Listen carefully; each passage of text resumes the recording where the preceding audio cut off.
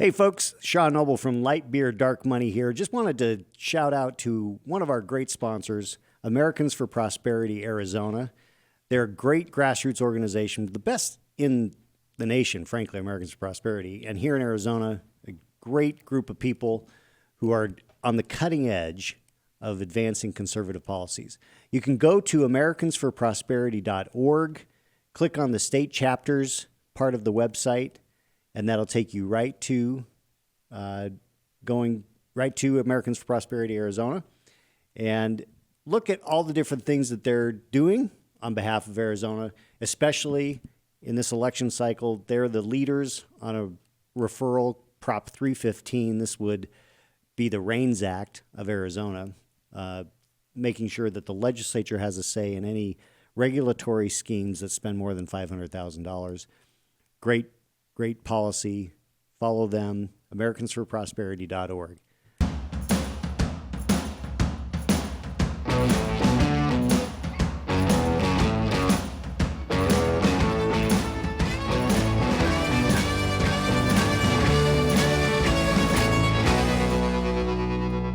Welcome back to another episode of Light Beer Dark Money. I'm Sean Noble. And I'm Chris Clements. And as we speak, there are probably people lining up for the Trump rally in Tempe that we're recording on Thursday, October 24th. Here again. Here again? Yeah. We must be a battleground state. Yeah, you think that might be? Yeah. You know, and he's here next week on Halloween with Yes. RFK Jr. and Tucker Carlson out in Glendale. I mean, just a week later. Yeah. It's one after the other.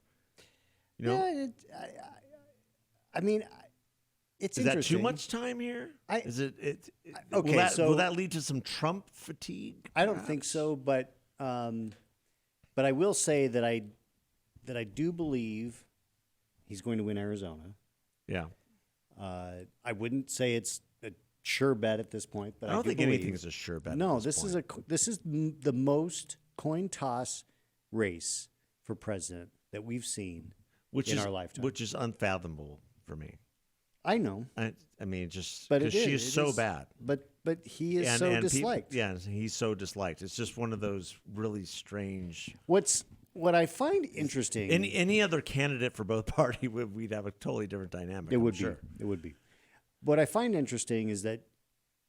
So yesterday was the news about General Kelly again rehashing stuff that he's already hashed out before. Yeah. Then Kamala does this speech in front of the Naval Observatory talking about how, he's Hitler. Then she does the CNN town hall, really dangerous, and stuff. says he's a fascist. And what made me cringe a little bit on this so was untrue. And he's already been shot at once and wounded. Yeah, and two other potential attempts. Yes. And there's a legitimate question that says, okay, so are you just setting up the frame to cause more chaos after the election? Well, I mean, if he gets elected. Yeah, the Federalists in their lead editorial today, the Atlantic hit piece on Trump is a psyop to justify post-election violence if Harris loses.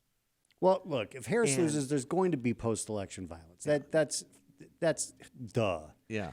I mean, that happened in 2016. Of course. So I believe, and make no mistake, it's the left who burns buildings. It's the left who murders police. It's the left who burns down businesses. Yeah.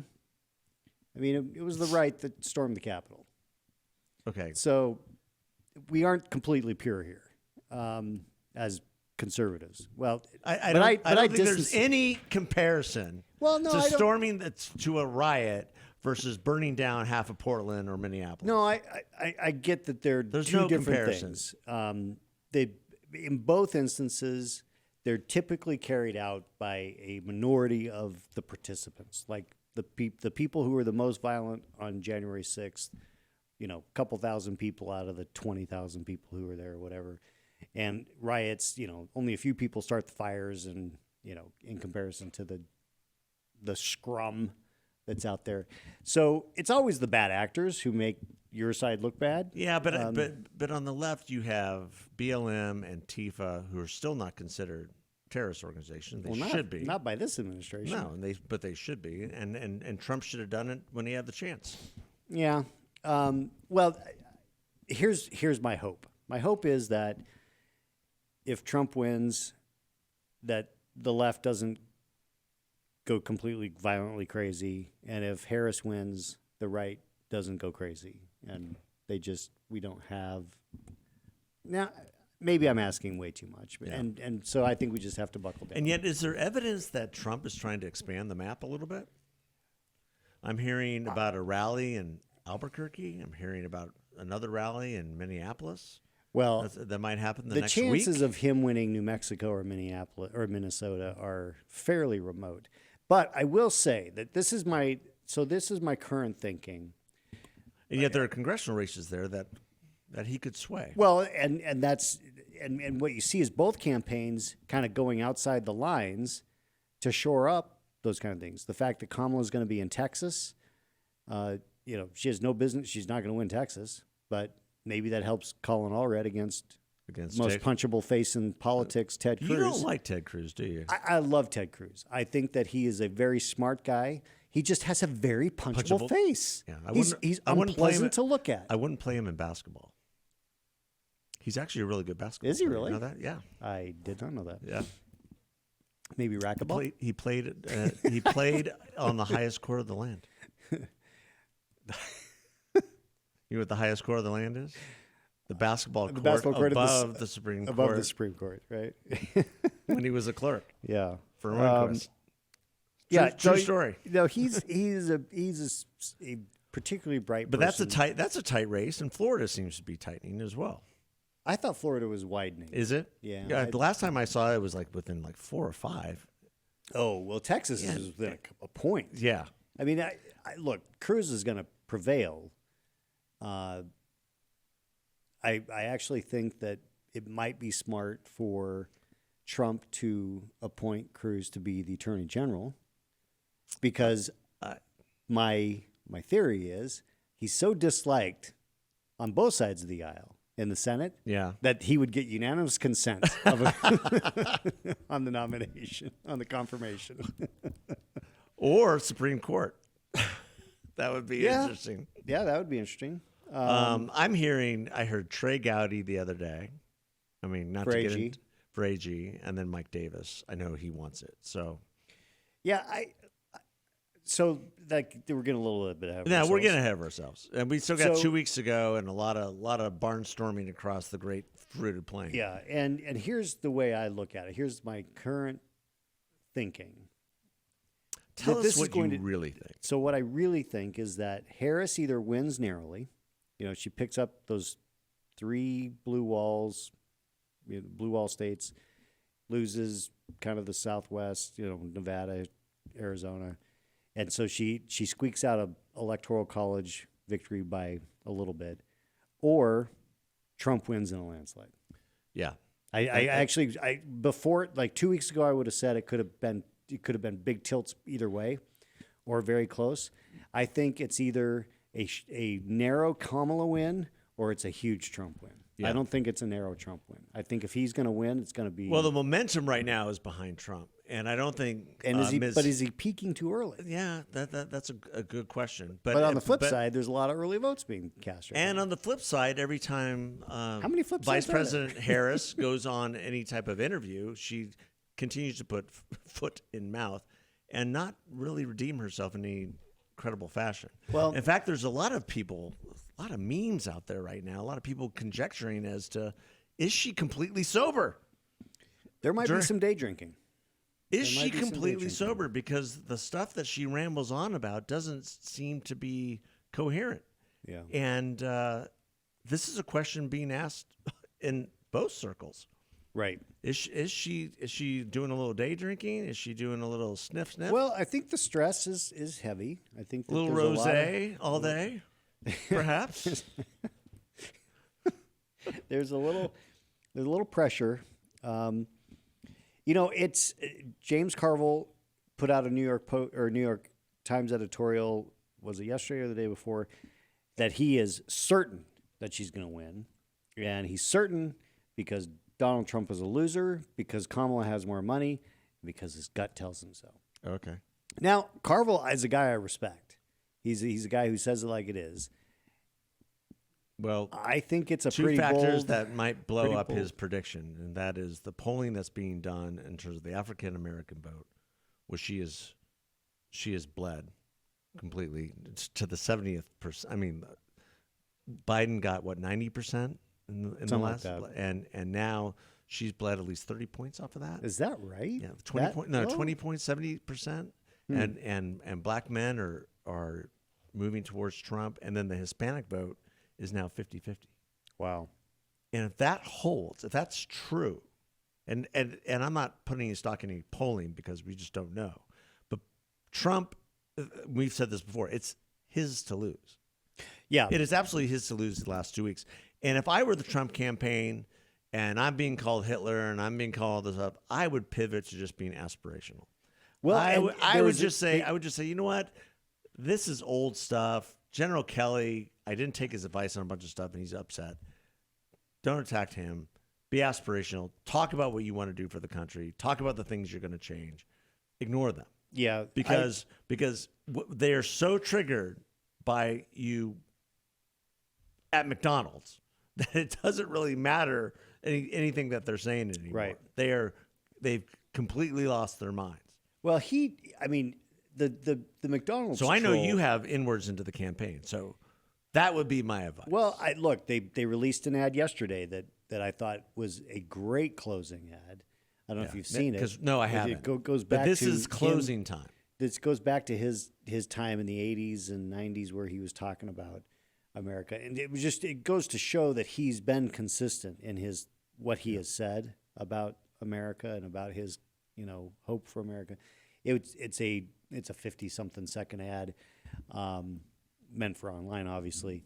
Great closing message in comparison to Harris, who is really the joy is gone. The joy is gone. The joy is gone. But she's really leaning into the stuff that Biden started with, which doesn't seem like a good closer. Well, I mean, Joe Biden was on the campaign trail the other day. Well, yesterday. He's coming to Arizona today. Oh my gosh. He's coming to Arizona today. And that's the other thing that is not helping her is and give NBC credit in this last interview they did with her. They really pressed her on her understanding of Joe Biden in the White House and what she knew and when she knew it. And she refused to answer. Now, loyalty is one thing. I respect the fact that she's trying to be loyal, but he's not really being loyal to her. In fact, I thought the October surprise, as I've said, would be Joe resigning, and that has not happened. Instead, I really believe the October surprise is that he is undermining her every which way he can so he can wake up on November 6th and go, see? I told you. I told you so. Should have been me. Because there's no reason for Joe Biden to go to New Hampshire and say, we need to lock him up. There's no reason. First of all, there's no reason to be in New Hampshire at all, unless they're seeing some things that they really don't like, which we can get to later. Wasn't he there leaf peeping? Was he? Why do you go to New Hampshire in October? I don't know. Maybe he was in Littleton, having some shilling beer. There you go. Having some Jacobus. I doubt it. But you don't go there and say, lock him up. We need to lock him up, which is what he's been trying to do for the better part of 3 years now. Yeah. Failure. So, didn't do it. And meanwhile, the Kamala bot keeps malfunctioning. Well, that's my new name for. I love that Kamala bot. Huh? Interesting. Kamala bot. The closing argument that she's making about him being a fascist, being Hitler, Mussolini, it's not going to. I don't think it's going to. It's not going to fly. It's not going to resonate with the people she needs to appeal to. And the real question is, and this is where it comes down to what the appeal. That appeal does not work with my belief is that appeal does not work with a Nikki Haley voter. Someone who voted for Nikki Haley, didn't like Trump, still Republican, will vote Republican down ballot, but they're not sure what they're going to do. They may leave the presidential line blank. Yeah. But calling him a fascist, repeating the same stuff that the crazy left has been saying about him since he went down the escalator in 2015. I mean, that's just old news. It's not moving anybody. She needs to do something that appeals. Also it's dangerous. It's evil. And that's it's you don't equate anyone with Hitler. Just like you don't equate any politician with Jesus. Right. Because I mean I'm talking two extremes here, but I've seen this extreme. Yeah. I've seen even friends of mine say, "Oh my gosh, that's the most biblical thing I've ever heard from a politician," where it's left or right. I'm like, "Shut up. Just shut up. Don't do that. Yeah. Don't say that's the most Jesus-like thing that you've said." And this was about Tim Walz. And I'm like, that guy is not a Jesus guy. No. Shut up. Don't say that. Well, and by the way, Donald Trump is not Hitler. And he's also not Jesus. And he's also not Jesus. And neither is Kamala. She is the farthest thing from it. Well, and I mean, I think both of them have their sexual sins that they have to atone for at some point. So stop trying to make them like one more holier thou than the other. You know, look, we have repentance, we have forgiveness, but her problem was in a rally a couple days ago when somebody started, talking about Jesus. She's like, "Oh, you're in the wrong rally." That was a deplorable moment, and I think that she was talking about abortion, and somebody screamed out, "Jesus is Lord," and she says, "You're in the wrong rally. You need to be in the smaller rally down the street." And that was a deplorable moment. And so the way I look at this is that, and again, this is why I say that this either is a narrow Kamala win or a big Trump win, is I don't know.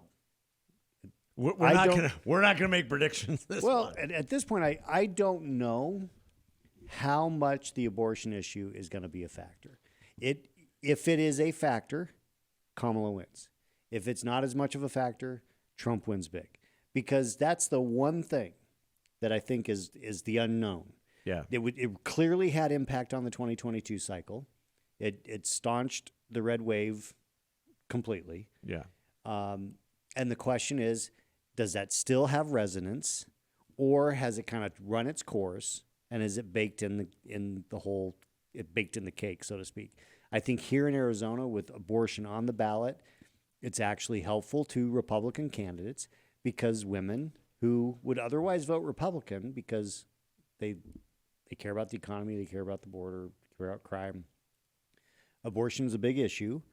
And if they think, oh, well, the abortion issue is going to be settled because we've got this ballot initiative, so that gives me permission to vote for Republicans. I think that's probably helpful to our congressional candidates and our legislative candidates. I really do. I think that's a stretch. I think there are enough sophisticated women who care about abortion, and that might be a top issue for them, top 2, top 3. And then they're like, well, but the legislature won't have anything to do about this anymore because this ballot initiative is going to pass. Because it's written into the Constitution. Yeah. Now, I opposed the initiative, and I actually think if it passed, I believe it will probably pass, but I think it's going to pass more narrowly than people expect. I think people think that this is going to be like 60+%. No, I don't think so. It's not going to be 60+%. Yeah.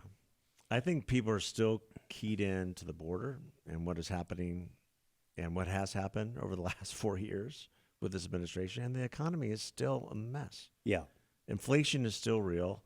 Interest rates of, home mortgage rates have gone up to 7%, 7.5% again. Everything is more expensive than it was 4 years ago.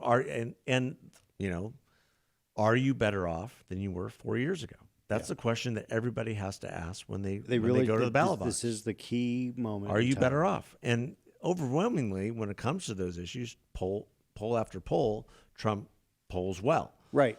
Well, that's I think you are hitting exactly why I think this is a slight tilt or a big tilt.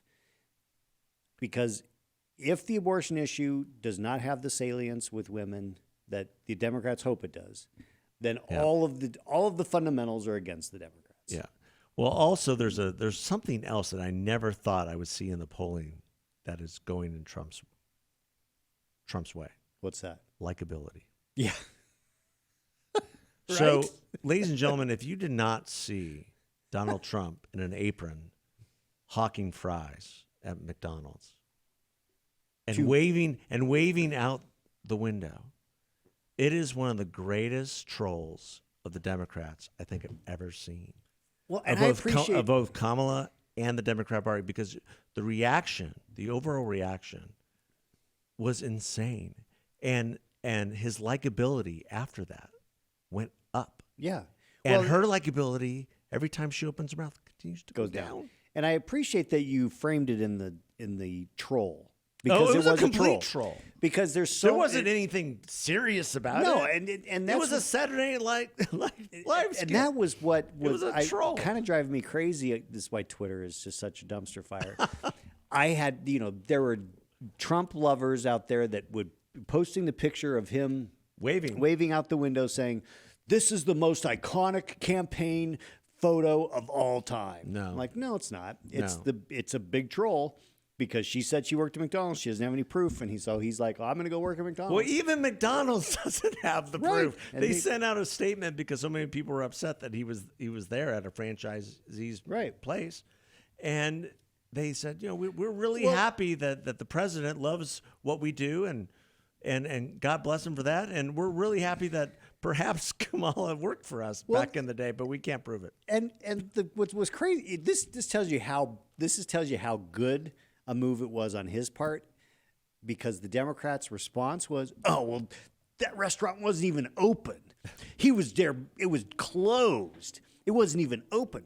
I'm like, dude, you have a presidential candidate, a former president, who's had two attempts at his life. Yes. Thanks to your rhetoric. Right. They're going to close the place. Yeah. It's only going to be pre-screened people getting anywhere close to him, as it would be if it was Kamala Harris. Absolutely. It would be closed just the same. I mean, that's a Secret Service move. That's not a campaign move. No. I mean, and they got trolled, and they lost, and he won. But they lost their mind. He won the troll. He won the troll. That was brilliant. Because whoever thought of that was needs a medal. Look, win or lose. There's a what is it? 1 in 8 Americans, or 1 in 10? At least 1 in 10. It might be 1 in 8 Americans have worked at McDonald's. Well, and also, but I'm being. Did you work at McDonald's? I worked at McDonald's. That's awesome. I did not, but I knew a lot of the franchisees down in Tucson, and they were great. They're great Americans. They're great people, and they tried to get them to sell beer. No, we never. Although you can get a beer at a McDonald's in like England or France. Oh, yeah. In Europe, it's a thing. But here's the deal. It also emphasizes and highlights what has happened in the economy, because a Happy Meal 4 years ago cost much less than a Happy Meal today. It ain't happy anymore. It's not happy anymore.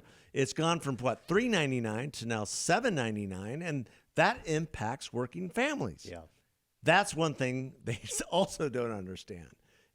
For a lot of families, McDonald's is a staple of their week. Yeah, it's how they feed their families. Right or wrong, good or bad. That's the truth. And it has been that way for generations. Yes. I mean, look, when McDonald's opened in Shola, Arizona in the 80s, maybe, yeah, I guess it was early 80s. I remember, they had it. They would do occasionally, do specials, three burgers for $1. Oh, yeah. Right? So my mom and dad would go to McDonald's. And the one in Pine Top Shola. Well, the one in Sholo, right on there the corner? On 260. Yeah. You worked at that one. Yeah. That's a great McDonald's. Right by, it's just down the street from Nick's Market. I don't know if it's Nick's anymore. But they would be three hamburgers for $1. So they had 6 kids, so they'd buy 2 orders of those and 2 French fries. Actually, no, I guess they got 3 French fries. So they'd eat. There were two kids per. Back when the French fries were with fat. Yeah, real fat. But they would be small fries. Yeah, not seed oil. And to this day, I eat my fries before my burger because, as a kid, if I ate the fries, I got more fries because we had to split a fries with somebody else. Oh, I see how you are. McDonald's still has the best Coke, Diet Coke, Sprite, fountain. And it's because they use a what is it? It's a special gas, and it's a gas developed only for McDonald's, I believe. And, Is that and right? the syrup is a little bit different. Yeah. No kidding. Yeah. I didn't know that. It's amazing. But I love their hotcakes. You like the? Oh, you do. Love you're their a breakfast hotcakes. guy. Well, McDonald's. when I worked there, I did opening. Well, I opened and closed, but I opened more than closed, and so when you worked there on your first break, you could get a meal half off. So I ordered 2 orders of hotcakes for the price of 1. So when I was I growing ate up, 6 hotcakes for breakfast. when I was growing up, and I was a lot thinner than I am now, and just had a metabolism unbelievable. I used to get 2 Big Macs and a 20-piece McNugget for lunch.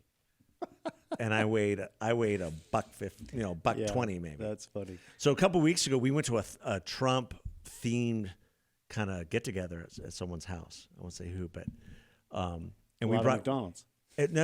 Actually we brought. Oh, Sasha's like we need to go to McDonald's. I go, why? She goes, because that's a Trump thing. We need to go to McDonald's and get a bunch of Big Macs and fries. I go, okay, let's go do that. So we went to McDonald's, got like 6, 7, 8 Big Macs. And it was the hit of the party. I'll bet. It was the total hit of the party. And so much so afterwards, I'm like, I didn't really get to eat anything. She goes, let's go back to McDonald's. And we split a Big Mac. And I'm like, goodness, I forgot how good They're good. Have you had the double Big Mac? No. For a while, it's not something I'm going to eat all the time. No, but you can't. But I was like, goodness, it's so good. Yeah. So anyway, one of the greatest political trolls of all time. Yeah. And the Democrats and the left media, they bid on it, and they gave Trump how much free publicity for 2-3 days? Yeah, just nonstop. And his likabilities went up, and hers went down. So, setting aside politics, there's something way more important. Way more important. More important than the presidential election. By a mile. By far. By a mile. Absolutely. Because a presidential election happens every 4 years. It happens every 4 years. Dozen. You can set your watch by it. The last time, put it on your calendar. We have an event coming up that the last time this happened begins tomorrow. 1981. 1981. When the Dodgers and the Yankees met in the World Series. Yes. Fernando Mania. R.I.P. R.I.P. Fernando That was such sad news that he passed away right before the series. I know. It was horrible. Like literally. And he was the Dodgers. He pitched a complete game in Game 3 to win. That was the first Dodger win in a World Series game since 1965. Isn't that crazy? So when you and I were growing up, didn't you believe that the Dodgers and the Yankees were in the World Series every year? Well, it felt like it because it was 77, 78, and then 81. Yeah. That was the best lineup ever. I saw on YouTube that lineup announcement or whatever, and I was like, that's the best. That was the lineup. Our friend, like we literally can call him our friend because we know him, Steve Garvey. Playing first base. I know he broke my heart though. He broke your heart. I know. He went to the Padres. He's made up for it for me. Yeah. Anyway, so Friday tomorrow. Are you going? No, I wish. I am. Are you going? I'm taking Grace. Oh, that's awesome. It is going to be a full-fledged LA sports evening with the Dodgers. First pitch at 5:08 p.m. We get there about 2. We're going to just hang out in the stadium all afternoon. Eat about I'm 5 assuming Dodger you're just dogs. going to Uber. Yes. Do you see the parking prices? No, we're going to get transportation, and I'm not dealing with it. There were parking passes going for $3,000. Oh, I'm sure. More expensive than the tickets. Yeah. And then after the last pitch, and hopefully the Dodgers win, Dave Roberts, you better figure that out and figure it out quick. We shall be Ubering or driving, having somebody take us down to the Los Angeles Coliseum to watch the flailing USC Trojans play against Rutgers. That game is at 8 o'clock. So it's 8 o'clock Friday night? Yeah, they butt up right to each other. So 2.5 hours for probably the baseball game, 3 maybe. Maybe 3. Yeah, and then we'll make the second half of that game. Second half for sure, depending on traffic. Well, might be able to walk faster. Well, yeah, it's going to be crazy. It's going to be down insane. there because you have the Dodgers, you have the Lakers, Are the Lakers playing You've Friday got some night? high school football game happening right next to the Coliseum. Oh my god! And you've got USC versus Rutgers, which I don't think is going to be that well attended because of the implosion that the Maybe you guys should Trojans have been get having. scooters. Yeah, we probably can make it down there quicker if we Absolutely. don't get mugged because LA is a hellscape. Because it is a hellscape. Well, we're going to be rooting on the Dodgers against the mighty Yankees. It is win or lose. It is a dream come true. Yeah.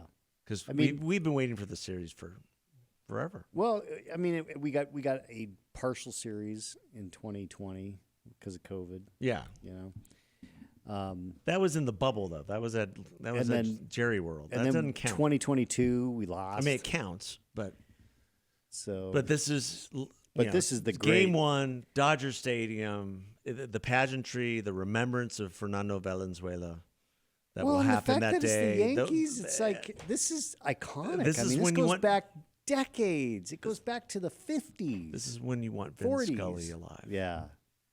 I was watching highlights of the 1981 series and just hearing Vin's voice, there's just nothing like it. No, there's nothing like it. Nothing like That was that the series? Nah, I think it was the 78 series where my dad made me stay in the car and listen to one of the games. Yeah. And we lost. Yeah. But he made me stay in the car. My mom kept opening the doors and I go, dinner's on the table. Freaking Reggie. Mom, I Jackson. don't know if you remember that. She listens to this. So dinner's on the table. And my dad was like, hold on. You know what I would pay good money for? What? Someone to use AI to bring Vin back to call these games. That would be something else. I bet that's possible. I bet it is, but it'd be weird. I would love it. Yeah. I would love it. Charlie Steiner, sorry, No. just doesn't do it for me. Nope. Doesn't do it at all. Well, But baseball, that's where Yeah. it's at. It's America's pastime. it is. This is more important than any election. It's the constant. Catch hell for that. But No, it's the constant of baseball. Yeah. It's the pure. It should be what should be a pure sport.